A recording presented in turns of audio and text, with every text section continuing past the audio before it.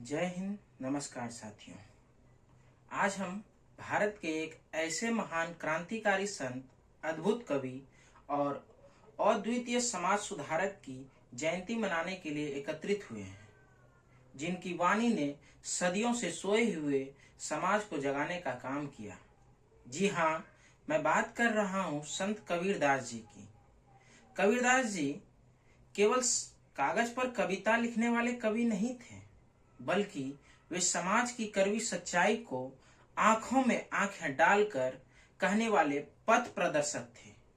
उन्होंने समाज में फैले पाखंड, आत्मविश्वास, ऊंच नीच और जाति पाति के भेदभाव पर ऐसा प्रहार किया कि सदियां बीत जाने के बाद भी उनकी बातें आज के समाज का आईना है।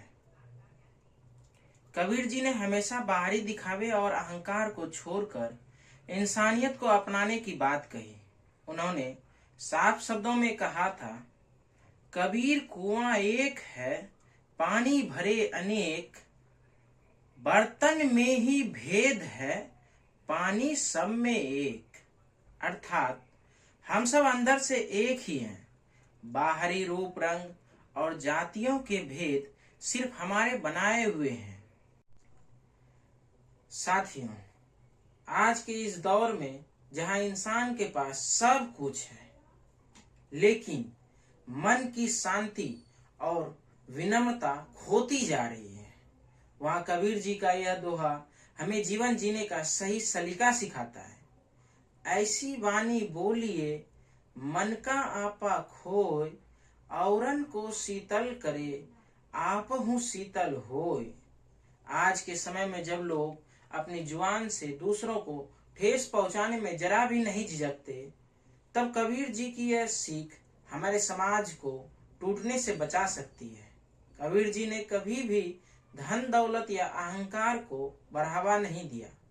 उन्होंने ईश्वर से केवल उतना ही मांगा जिससे जीवन सम्मान पूर्वक चल सके और कोई भूखा ना रहे। उनका यह विचार आज के लालच से भरे समाज के लिए एक जोरदार तमाचा है। साईं इतना दीजिए जामे कुटुंब समाय, मैं भी भूखा ना रहूं साधु न भूखा जाए। मेरे युवा साथियों, कबीर जी का जीवन हम छात्रों के लिए भी प्रेरणा का महासागर है। अक्सर हम अपनी कमियों को देखने के बजाय दूसरों में कमियां ढूंढते रहते हैं। इस आदत को बदलते हुए कबीर जी ने कहा था, बुरा जो देखन मैं चला, बुरा न मिलिया कोई, जो दिल खोजा आप न, मुझसे बुरा न कोई। यदि हम खुद को सुधार लें, अपनी कमियों को दूर कर लें, तो यह संसार अपने आप खूबसूरत हो जाएगा। संत कबीरदास जी ने हमें सिखाया कि धर्म वही है जो जोड़ना सिखाए, तोड़ना नहीं। कबीर जयंती मनाने की सार्थकता इसी में है कि हम उनके विचारों को सिर्फ मंचों पर ना दोहराएं, बल्कि उन्हें अपने आचरण में उतारें। आइए आज हम सब मिलकर एक ऐसे समाज का संकल्प लें जहां नफरत की कोई जगह ना हो और सिर्फ प्रेम और भाईचारा हो।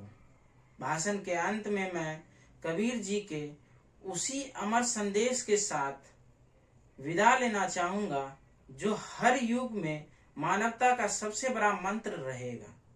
पोथी पढ़ी पढ़ी जग मुहा, पंडित भया न कोई, ढाई आखर प्रेम का, पढ़े सो पंडित होय। धन्यवाद।